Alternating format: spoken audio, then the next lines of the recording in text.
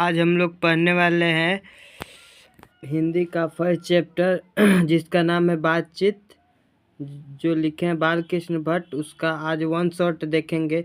जितना भी objective question है वो सब ऑब्जेक्टिव क्वेश्चन को आज देखेंगे। बातचीत बालकृष्ण भट्ट जी लिखे हैं, तो आज हम लोग ये सब देखेंगे। इसके बारे में जितना भी ऑब्जेक्टिव है ना, वन शॉट देखेंगे एग्ज़ाम के पर्पज़ से। आज हम लोग इस चैप्टर को, जितना भी इस चैप्टर में है, ये सब सॉल्यूशन देखेंगे। तो आज का प्रश्न देखिए। फर्स्ट प्रश्न देखिए क्या कहा जा रहा है। फर्स्ट प्रश्न, बालकृष्ण भट्ट के पिता का क्या नाम था? बालकृष्ण भट्ट के पिताजी के क्या नाम था? बालकृष्ण भट्ट के पिता का नाम क्या था? ऑप्शन ए देनी Prasad Bhatt, B number Beni Prasad Bhatt, option number C है देनी Prasad Bhatt, option number D है जयप्रकाश नारायण। तो इसमें से कौन होगा? तो इसमें से ऑप्शन नंबर क्या होगा? इसका ऑप्शन नंबर हो जाएगा बेनी प्रसाद भट्ट। बालकृष्ण भट्ट के पिता का क्या नाम है? बालकृष्ण भट्ट के पिताजी का नाम बेनी प्रसाद भट्ट है। बेनी प्रसाद भट्ट, इसको कैसे याद रखेंगे? ब से बालकृष्ण भट्ट, ब से बेनी प्रसाद भट्ट। समझ में? ब से है तो ये ब याद रखेंगे कि ब से बालकृष्ण भट्ट, ब से बेनी प्रसाद भट्ट। इसका ऑप्शन नंबर हो जाएगा बी। ऑप्शन नंबर बी हो जाएगा इसका करेक्ट आंसर। अगला प्रश्न संख्या 2 है। तो अगला प्रश्न संख्या 2 देखिए क्या कह रहा है। अगला प्रश्न संख्या 2, बातचीत शीर्षक निबंध के निबंधनकार कौन है? निबंधनकार बातचीत शीर्षक निबंध के निबंधनकार कौन है? बातचीत जो लिखे हैं, बातचीत चैप्टर के कौन लेखक है? तो आप लोग जानते हैं बातचीत के लेखक कौन है? बालकृष्ण भट्ट। इसका ऑप्शन नंबर डी हो जाएगा। डी हो जाएगा इसका correct answer. D for dog, ये हो जाएगा आंसर, राइट आंसर। ये इसमें तो कुछ हेला नहीं है। बातचीत शीर्षक निबंध के निबंधनकार कौन है? शीर्षक निबंधनकार कौन है? तब है ये बालकृष्ण भट्ट जी हैं। अगला प्रश्न संख्या देखेंगे 3। अगला प्रश्न संख्या 3 को हम लोग देखेंगे। देखिए अगला प्रश्न संख्या 3 देखिए क्या कर रहा है। अगला प्रश्न संख्या 3, जैसा काम वैसा परिणाम के लेखक द्वारा रचित प्रहसन है। मतलब जैसा काम वैसा परिणाम किस लेखक द्वारा रचित प्रसंग है? तो option number A Ramdhari Singh Dinkar, option number B Jayaprakash Narayan, option number C Balkrishna Bhatt, option number D Mohan Rakesh. तो इसका ऑप्शन नंबर देखिए क्या करें। जैसा काम वैसा परिणाम, जैसा आप काम करेंगे वैसा परिणाम मिलेगा। ये कौन लिखे हैं? तो लिखे हैं बालकृष्ण भट्ट जी। राइट आंसर हो जाएगा सी, बालकृष्ण भट्ट जी। इसका राइट आंसर क्या हो जाएगा? सी, जो करेक्ट आंसर हो जाएगा सी हो जाएगा। सी फॉर कैट। जैसा काम वैसा परिणाम किस लेखक द्वारा रचित प्रसंग है? तो ये बालकृष्ण भट्ट द्वारा रचित प्रसंग है। समझ में आ रहा है ना? अगला प्रश्न संख्या देखेंगे। ये सब महत्वपूर्ण प्रश्न है जो पूछा गया है, प्रीवियस ईयर पूछा गया सब क्वेश्चन है। देखिए 4 नंबर क्वेश्चन क्या कर रहा है। दमयंती स्वयंवर किस लेखक की रचना है? दमयंती स्वयंवर किस लेखक की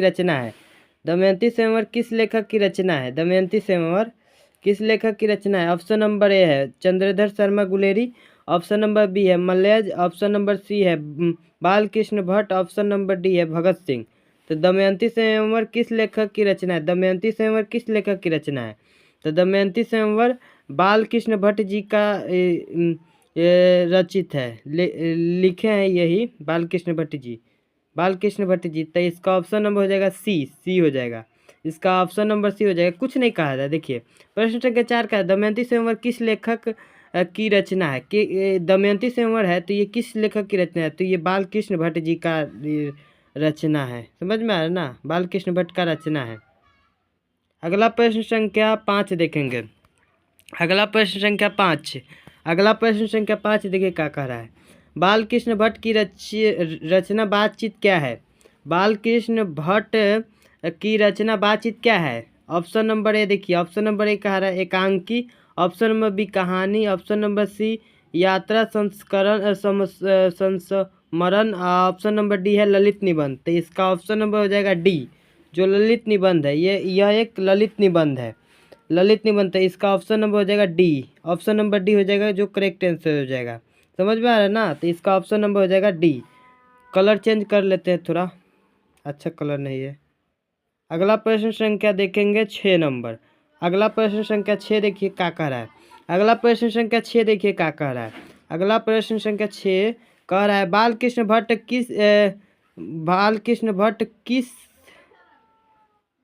किस काल किस युग के, यहाँ किस होगा, यहाँ पर थोड़ा गलत हो गया है टाइपिंग। बालकृष्ण भट्ट किस युग के निबंधनकार थे?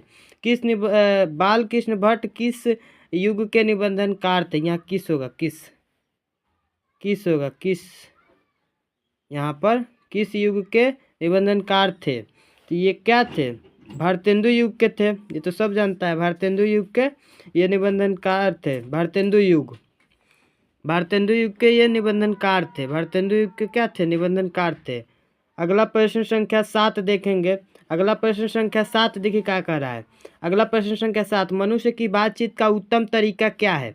उत्तम तरीका क्या है? मनुष्य की बातचीत का उत्तम तरीका क्या है? मनुष्य की बातचीत का उत्तम तरीका, ऑप्शन नंबर विवरतापूर्ण बात करना, ऑप्शन नंबर बी तर्कपूर्ण बात करना, ऑप्शन नंबर सी भीड़ से बात करना, ऑप्शन नंबर डी अवाक होकर अपने से बातचीत करना। तो इस देखिए क्या कर रहा है, मनुष्य की बातचीत का उत्तम तरीका क्या है? तो मनुष्य की बातचीत का उत्तम तरीका है अवाक होकर अपने से बातचीत करना, अवाक होकर अपने से बातचीत करना। तो इसका ऑप्शन नंबर क्या हो जाएगा?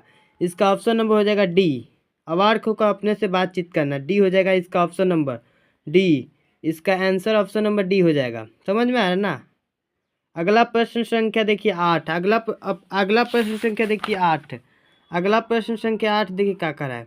संवाद में सबसे महत्वपूर्ण क्या है? संवाद में सबसे महत्वपूर्ण क्या है? संवाद में सबसे महत्वपूर्ण क्या है? तो ऑप्शन नंबर है तर्क, बी नंबर है जिज्ञासा, ऑप्शन नंबर सी है आत्मीयता, ऑप्शन नंबर डी है प्रवाहपूर्ण भाषा। तो इसका ऑप्शन नंबर हो जाएगा सी, आत्मीयता। आत्मीयता हो जाएगा इसका ऑप्शन नंबर सी हो जाएगा। इसका ऑप्शन नंबर क्या हो जाएगा? इसका ऑप्शन नंबर सी हो जाएगा, जो करेक्ट आंसर हो जाएगा। सी हो जाएगा इसका ऑप्शन नंबर। समझ में आया ना? अगला प्रश्न संख्या देखेंगे 9 नंबर। देखिए ये वाला थोड़ा इथी हो गया है।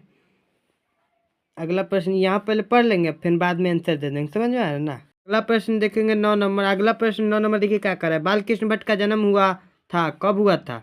बालकृष्ण भट्ट का जन्म हुआ था, कब हुआ था बालकृष्ण भट्ट का? तो ऑप्शन नंबर देखेंगे। ऑप्शन ए में है 23 जून 1884 ईस्वी में, 23 जून 1884 ईस्वी में। ऑप्शन नंबर बी है 23 जून 1844 ईस्वी को। सी नंबर है 20 जुलाई 1902 ईस्वी को।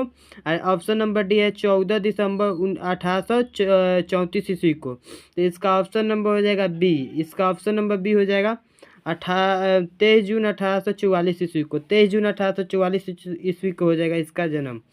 इसका ऑप्शन नंबर बी हो जाएगा। 23 जून 1844 ईस्वी का जन्म इनका हुआ था, बालकृष्ण भट्ट का। समझ में आ रहा है ना? अगला प्रश्न संख्या 10 देखेंगे। अगला प्रश्न संख्या 10, संयोगिता संयमर रचना है। संयोगिता संयमर रचना है होगा यहाँ पर, यहाँ टाइपिंग मिस्टेक है। संयोगिता संयमर रचना है। संयोगिता संयमर रचना है। ऑप्शन नंबर है बालकृष्ण भट्ट की, ऑप्शन नंबर बी है प्रताप नारायण मिश्रा की, ऑप्शन नंबर सी है श्रीनिवास दास की, ऑप्शन नंबर डी है मैथिलीशरण गुप्त की। तो इसका हो जाएगा ऑप्शन नंबर सी। इसका ऑप्शन नंबर सी हो जाएगा श्रीनिवास दास की। श्रीनिवास दास जी का है ये। संयोगिता संयमर किसकी रचना है? किसकी रचना है? श्रीनिवास दास जी का रचना है संयोगिता संयमर, ये श्रीनिवास दास जी का रचना है। इसका ऑप्शन नंबर हो जाएगा सी, जो करेक्ट आंसर हो जाएगा। समझ में आ रहा ना? अगला प्रश्न संख्या देखेंगे 11। अगला प्रश्न संख्या 11 को देखेंगे। बातचीत शीर्षक निबंध के अनुसार रस का समुद्र किसकी बातचीत में उमड़ा चला जाता है? किसकी बातचीत में उमड़ा चला जाता है? तो देखिएगा ऑप्शन नंबर है दो हम सहेलियों के बातचीत में, ऑप्शन नंबर बी है 2 पुरुषों के बातचीत में, ऑप्शन नंबर सी है 2 बच्चों के बातचीत में, ऑप्शन नंबर डी है 2 मूर्खों के बातचीत में। तो इसका देखिएगा बातचीत शीर्षक निबंध के अनुसार समुद्र किनकी बातचीत में उमड़ा चला जाता है। देखिएगा, जब दो सहेलियां बातचीत करेंगी ना, तो उस घड़ी उस घड़ी रस का समुंदर इति होने लगता है। समझ में आ रहा है ना?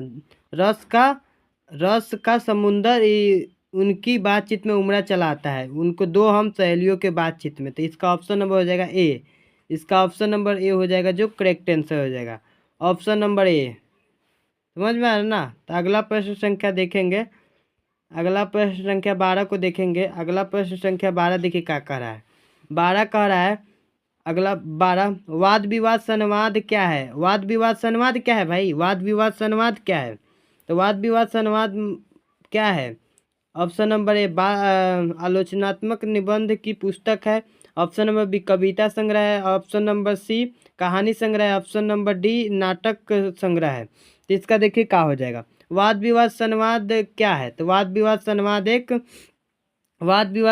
क्या है? तो वाद विवाद एक संवाद आलोचना निबंध की पुस्तक है। आलोचना निबंध की पुस्तक है। समझ में आ रहा है ना?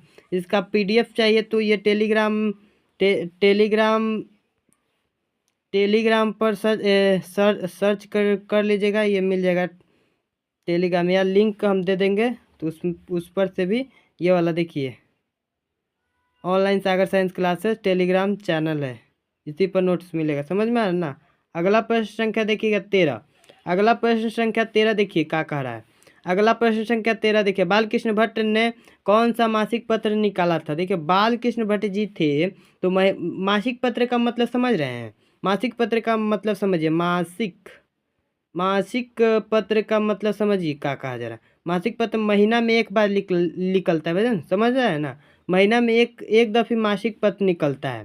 तो देखिए कहा, बालकृष्ण भट्ट ने कौन सा मासिक पत्र निकाला था? कौन सा मासिक पत्र निकाला था? Option number Pratap, option number B Karmaveer, option number C Hindi Pradeep, option number D Jyotsna. तो इसका ऑप्शन नंबर सी हो जाएगा हिंदी प्रदीप। हिंदी प्रदीप किए थे। हिंदी प्रदीप मासिक पत्र निकाले थे। हिंदी प्रदीप निकाला, समझ में आना? तो इसका ऑप्शन नंबर हो जाएगा सी। ऑप्शन नंबर सी हो जाएगा, जो राइट आंसर होगा। समझ में आना? तो अगला प्रश्न संख्या देखेंगे। अगला प्रश्न संख्या 14 देखिए क्या कर रहा है। बातचीत किस विधा की रचना है? बातचीत क्या है भाई? बातचीत किस विधा की रचना है? ऑप्शन नंबर ए है आलोचना, ऑप्शन नंबर बी है गीत, ऑप्शन नंबर सी है कविता, ऑप्शन नंबर डी है निबंध। तो ये बातचीत क्या है? बातचीत एक ललित निबंध है। समझ में आ रहा है? तो निबंध भी देगा ना तो वही सही होगा। ललित निबंध या निबंध देगा, दोनों में से कोई भी ऑप्शन रहेगा तो हम लोग टिक मार देंगे, ऑप्शन नंबर डी हो जाएगा। इसका ऑप्शन नंबर क्या हो जाएगा? डी हो जाएगा। बातचीत किस विधा की रचना है? तो ये निबंध है। समझ में आ रहा ना? अगला प्रश्न संख्या देखेंगे 15। अगला प्रश्न संख्या देखेंगे 15 देखिए क्या कहा जा रहा है। 15 नंबर देखिए, रॉबिन्सन क्रूसो को ने 16 वर्ष के उपरांत किसके मुख से एक बात सुनी थी? मुख यहाँ होगा, ये थी मतलब टाइपिंग हो गया है, गलती टाइपिंग हुआ है। 15 में देखिए, रॉबिन्सन क्रूसो ने 16 वर्ष के उपरांत किसके मुख से एक बात सुनी? किसके मुख से एक बात सुनी थी? तो ऑप्शन नंबर ए है फ्राइडे के, ऑप्शन नंबर बी संडे के, ऑप्शन नंबर डी है एडिसन के, ऑप्शन नंबर डी है स्टील के। तो इसका देखिए क्या कहा जा रहा है। रॉबिन्सन क्रूसो ने 16 वर्ष के उपरांत में किसके मुख से एक बात सुनी थी? तो देखिएगा, किसके मुख से सुना था? फ्राइडे के मुख से सुना था, एक बात सुना था फ्राइडे के मुख से एक बात सुना था। वो समझ में आ रहा है? तो इसका ऑप्शन नंबर हो जाएगा ए। इसका ऑप्शन नंबर हो जाएगा फ्राइडे के मुख से सुना था। समझ में आ रहा है? फ्राइडे होगा इसका आंसर। अगला प्रश्न संख्या देखेंगे 16। अगला प्रश्न संख्या 16 देखिए क्या कह रहा है। अगला प्रश्न 16, बातचीत शीर्षक निबंध के अनुसार जो कुछ मवाद और धुआं जमा रहता है वह भाप बनकर निकल पड़ता है, कैसे? बातचीत शीर्षक निबंध के अनुसार जो कुछ मवाद और धुआं जमा रहता है वो भाप बनकर निकल पड़ता है, कैसे? तो ऑप्शन नंबर ए है बहस करेंगे तो भाप बन के निकलेगा, और इथी हो जाएगा झगड़ा करके तो ये तो दोनों भाई नहीं होगा, ये तो दोनों इथी हो गया।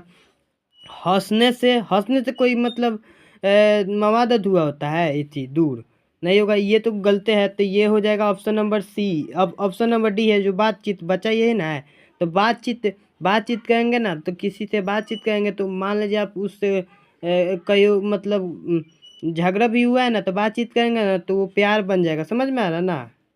अगला इसका ऑप्शन नंबर डी हो जाएगा। समझ में, इसका ऑप्शन नंबर डी जो करेक्ट आंसर हो जाएगा। अगला प्रश्न संख्या देखेंगे 16। अगला प्रश्न संख्या 16 देखिए क्या कह रहा है। अगला प्रश्न संख्या 16 देखिए क्या कह रहा है।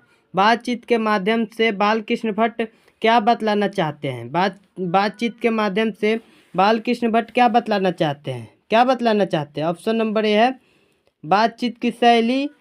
अगला और क्या और दिखा रहे हैं, और है भाषण की शैली। ऑप्शन नंबर सी है संवाद की शैली। ऑप्शन नंबर डी है इनमें से कोई नहीं। समझ रहे हैं ना, तो इसमें से कौन होगा ऑप्शन, इसका ऑप्शन नंबर कौन होगा बताइए। तो इसका ऑप्शन नंबर होगा ये तो नहीं होगा, ये भी संवाद की शैली भी नहीं बतलाना चाहते बालकृष्ण भट्ट, भाषण की भी शैली नहीं बतलाना चाहते। ये ऑप्शन नंबर हो जाएगा, ऑप्शन नंबर हो जाएगा ए हो जाएगा। बातचीत की शैली बतलाना चाहते हैं बालकृष्ण भट्ट, क्या बतलाना चाहते हैं बातचीत की शैली, किससे कैसे बातचीत किया जाता है। इससे ऑप्शन नंबर इसका क्या हो जाएगा ए, ऑप्शन नंबर इसका ए हो जाएगा जो करेक्ट आंसर हो जाएगा। अगला प्रश्न संख्या देखेंगे, अगला प्रश्न संख्या 18 है। 18 को देखेंगे, 18 को देखेंगे। भट्ट जी को किसने अंग्रेजी साहित्य के एडिशन और स्टील की श्रेणी में रखा है। किसने मतलब भट्ट जी को किसने अंग्रेजी साहित्य के एडिशन और स्टील की श्रेणी में रखा है। तो option number A Hazari Prasad Dwivedi. Option number B है Balkrishna Bhatt. Option number C है Ramchandra Shukla. Option number D है रामविलास शर्मा। रामविलास शर्मा, तो इसका ऑप्शन नंबर हो जाएगा सी हो जाएगा। इसका ऑप्शन नंबर सी हो जाएगा रामचंद्र शुक्ल। रामचंद्र शुक्ल है इसका ऑप्शन नंबर। क्या है भट्ट जी को किसने अंग्रेजी साहित्य के एडिशन और स्टील की श्रेणी में रखा है, किसने रखा है। तो वो रखे हैं किसने, तो ये रखे हैं रामचंद्र शुक्ल ने। रामचंद्र शुक्ल ने एडिशन और स्टील की श्रेणी में रखे हैं। ऑप्शन नंबर क्या हो जाएगा सी हो जाएगा। इसका ऑप्शन नंबर क्या हो जाएगा सी जो करेक्ट आंसर हो जाएगा। समझ में आया। तो अगला प्रश्न देखिए 19। अगला प्रश्न संख्या 19 देखिए। बालकृष्ण भट्ट का निवास स्थान कहाँ है, उनका जब जन्म लिए थे उनका स्थान निवास स्थान कहाँ है। तो ऑप्शन नंबर ए है Lucknow Uttar Pradesh. Option number B है Allahabad Uttar Pradesh. Option number C है Mathura Uttar Pradesh. Option number D है वाराणसी उत्तर प्रदेश। तो इसका ऑप्शन नंबर बी हो जाएगा इलाहाबाद उत्तर प्रदेश। समझ में आया। तो इसका ऑप्शन नंबर हो जाएगा बी इलाहाबाद उत्तर प्रदेश। इलाहाबाद उत्तर प्रदेश हो जाएगा। इसका ऑप्शन नंबर क्या हो जाएगा, इसका ऑप्शन नंबर हो जाएगा बी। इसका ऑप्शन नंबर हो जाएगा बी जो करेक्ट आंसर हो जाएगा। समझ में आ रहा है ना। अगला प्रश्न संख्या देखेंगे 20। अगला प्रश्न संख्या 20 को देखेंगे क्या कर रहा है। अगला प्रश्न संख्या 20 देखिए क्या कर रहा है। बालकृष्ण भट्ट ने, भट्ट यहाँ छूट गया, बालकृष्ण भट्ट ने हिंदी प्रदीप नामक मासिक पत्र निकालना कब प्रारंभ किया था। कब प्रारंभ किया था। मासिक पत्र महीना में एक दफे निकलता है। मासिक पत्र निकालना कब से प्रारंभ कर दिए थे। तो ऑप्शन नंबर है 1877। ऑप्शन नंबर बी है 1888। ऑप्शन नंबर सी है 1890 1894। तो इसका क्या हो जाएगा ऑप्शन नंबर हो जाएगा ए। ऑप्शन नंबर ए हो जाएगा 1877। 1877 को ही मासिक पत्र निकालना प्रारंभ कर दिए थे। 1877 ए इज द करेक्ट आंसर हो जाएगा। समझ में आ रहा ना। अगला प्रश्न संख्या देखेंगे 21। अगला प्रश्न संख्या 21 को देखेंगे। अगला प्रश्न संख्या 21 देखिएगा। बालकृष्ण भट्ट के पिता पेशे से क्या थे, पेशे से क्या थे। तो बालकृष्ण भट्ट के पिता पेशे से क्या थे।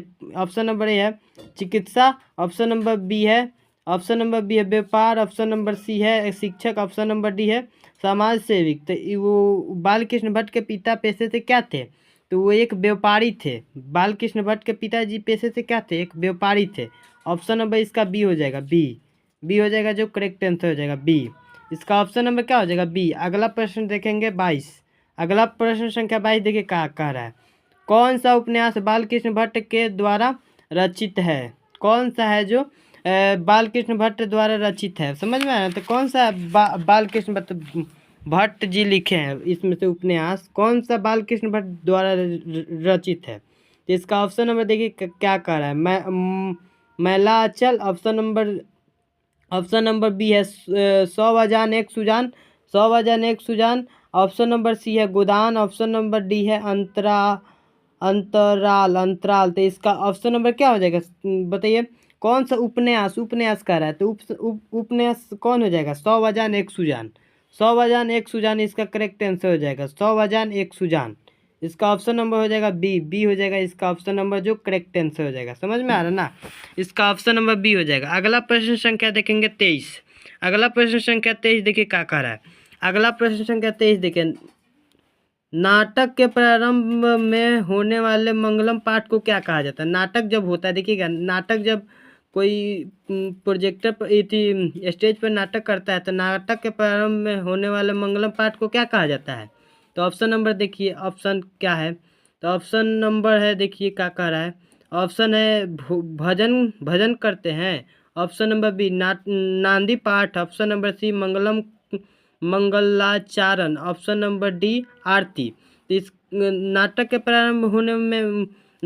प्रारंभ में होने वाले मंगलम पाठ को क्या कहा जाता है? तो ये कहा जाता है नांदी पाठ, नांदी पाठ कहा जाता है। इसका ऑप्शन नंबर क्या हो जाएगा? ऑप्शन नंबर इसका बी हो जाएगा जो करेक्ट आंसर हो जाएगा। समझ में आया? तो अगला प्रश्न संख्या देखेंगे 24। अगला प्रश्न संख्या 24 देखिए क्या करा है। रॉबिन्सन क्रूसो को कब तक मनुष्य का मुख देखने को नहीं मिला? नहीं मिला। रॉबिन्सन एक एथी था जो जंगल में रहता था, वो जंगल में पाला बड़ा था। वो रॉबिन्सन क्रूसो को कब तक मनुष्य का मुख देखने को नहीं मिला था? ऑप्शन नंबर ए 10 वर्ष तक। ऑप्शन नंबर बी 12 वर्ष तक। ऑप्शन नंबर सी 18 वर्ष तक। ऑप्शन नंबर डी 16 वर्ष तक। तो इसको कब तक मनुष्य का मुख देखने को नहीं मिला था? इसका ऑप्शन नंबर हो जाएगा डी 16 वर्ष के उपरांत में। ये मतलब 16 वर्ष तक वो मतलब मनुष्य का किसी मनुष्य का भी मुख देखने को नहीं मिला था। इसका ऑप्शन नंबर हो जाएगा डी जो करेक्ट आंसर हो जाएगा। अगला प्रश्न संख्या देखिए 25। अगला प्रश्न संख्या 25 है, बोलने से ही मनुष्य के रूप का साक्षात्कार होता है, यह किसने कहा था? बोलने से ही मनुष्य के रूप मनुष्य के रूप का साक्षात्कार होता है, यह किसने कहा था? Option number A Addison. Option number B है Ben Jonson. Option number C है एस्प्रेसर। ऑप्शन नंबर डी है मिल्टन। तो इसका क्या हो जाएगा ऑप्शन? बोलने से ही मनुष्य के रूप का साक्षात्कार होता है, यह किसने कहा था? ये बेन जॉनसन जी ने कहे थे। इसका ऑप्शन नंबर हो जाएगा बी। इसका ऑप्शन नंबर क्या हो जाएगा? इसका ऑप्शन नंबर हो जाएगा बी। इसका ऑप्शन नंबर बी जो करेक्ट आंसर हो जाएगा बी। इसका ऑप्शन नंबर क्या हो जाएगा बी। बोलने से ही मनुष्य के रूप का साक्षात्कार यह किसने कहा था? बेन जॉनसन ने। अगला प्रश्न संख्या देखेंगे। अगला प्रश्न संख्या है 26। अगला प्रश्न संख्या क्या है? अगला प्रश्न संख्या 26 है। एडिसन के अनुसार असल बातचीत किनके लोगों में हो सकती है? किनके लोगों में हो सकती है भाई? एडिसन साहब थे, एगो बेन जॉनसन साहब थे। तो एडिसन साहब कहे थे कि असल बातचीत दो ही लोगों में हो सकती है। असल बातचीत कितने लोगों में? तो दो। इसका ऑप्शन नंबर हो जाएगा ए। असल बातचीत कितने लोगों में हो सकती है? दो। बेन जॉनसन ने कहे थे बोलने से ही मनुष्य के रूप का साक्षात्कार होता है, ये बेन जॉनसन ने कहे थे। समझ में आ रहा है? तो अगला प्रश्न को देखेंगे। इसका ऑप्शन नंबर हो जाएगा बी। ऑप्शन नंबर ए हो जाएगा 2। समझ में आया? 2 हो जाएगा, 2 ये वाला आंसर। अगला प्रश्न संख्या देखेंगे 27। अगला प्रश्न संख्या 27 देखेंगे। अगला प्रश्न संख्या 27 को असल बातचीत सिर्फ 2 व्यक्तियों में ही हो सकती है, यह किसने कहा था? किसने कहा था भाई? अब ये जस्ट आया है। यह किसने कहा था? यह किसने कहा था? तो अभी जस्ट आया था एडिसन ने कहा था असल बातचीत सिर्फ 2 व्यक्तियों में ही हो सकती है। किसने कहा था? एडिसन ने कहा था। एडिसन ने कहा था। और बेन जॉनसन ने क्या कहा था? बेन जॉनसन ने कहा था बोलने से ही मनुष्य के रूप का साक्षात्कार होता है। समझ में आ रहा है? तो ये बोलने से ही ये 2 व्यक्तियों में ही असल बातचीत सिर्फ 2 व्यक्ति। इसका ऑप्शन नंबर हो जाएगा ए है इसका ऑप्शन नंबर। इसका ऑप्शन नंबर क्या हो जाएगा? इसका ऑप्शन नंबर हो जाएगा ए हो जाएगा जो करेक्ट आंसर हो जाएगा। अगला प्रश्न संख्या देखेंगे 28। अगला प्रश्न संख्या कितना? 28। अगला प्रश्न संख्या 28। बातचीत से मन किस प्रकार हो जाता है? मान ले जब बातचीत किसी से कर रहे हैं तो कैसा हो जाता है मन? तो बातचीत से मन किस प्रकार का हो जाता है? ऑप्शन नंबर ए क्रोधपूर्ण। ऑप्शन नंबर बी है भारी और बोझिला। ऑप्शन नंबर सी हल्का और स्वस्थ। ऑप्शन नंबर डी इनमें से कोई नहीं। तो इसका ऑप्शन नंबर क्या हो जाएगा? इसका ऑप्शन नंबर हो जाएगा सी। बातचीत से मन किस प्रकार हो जाता है? हल्का हो जाता है, हल्का और स्वस्थ हो जाता है। इसका ऑप्शन नंबर हो जाएगा सी। इसका ऑप्शन नंबर क्या हो जाता है? इसका ऑप्शन नंबर सी है। अगला प्रश्न संख्या देखेंगे 29। अगला प्रश्न संख्या 29 देखिए क्या कह रहा है। 29, किसके ना होने से सृष्टि गूंगी प्रतीत होती है। किसके ना होने से सृष्टि है जो विश्व है जो गूंगी प्रतीत होती है, किसकी ना होने से। श्रवण शक्ति, ऑप्शन नंबर बी वाक्य शक्ति, ऑप्शन नंबर सी है दिव्य शक्ति, ऑप्शन नंबर डी है स्मरण शक्ति। तो इसका ऑप्शन नंबर क्या हो जाएगा बताइए। किसके ना होने से सृष्टि में गूंगा, गूंगा मतलब गूंगा, गूंगा प्रतीत होता है, समझ में आया, गूंगा प्रतीत होता है। तो ये किसने कहा था। क्या हो जाएगा इसका ऑप्शन नंबर, किसके ना होने से सृष्टि गूंगी प्रतीत होती है। तो इसका ऑप्शन नंबर हो जाएगा बी वाक्य शक्ति। वाक्य शक्ति बोलने का ही शक्ति हम लोग का नहीं रहेगा तो कैसे हम लोग गूंगा ही हो जाएंगे, बोलेंगे नहीं किसी से। तो ये ऑप्शन नंबर बी हो जाएगा इसका करेक्ट आंसर। अगला प्रश्न संख्या देखेंगे 30। अगला प्रश्न संख्या क्या है 30 है। अगला प्रश्न संख्या 30 देखिए, आर्ट ऑफ कन्वर्सेशन कहाँ के लोगों में सर्वाधिक प्रचलित है। आर्ट ऑफ कन्वर्सेशन कहाँ के लोगों में प्रचलित है।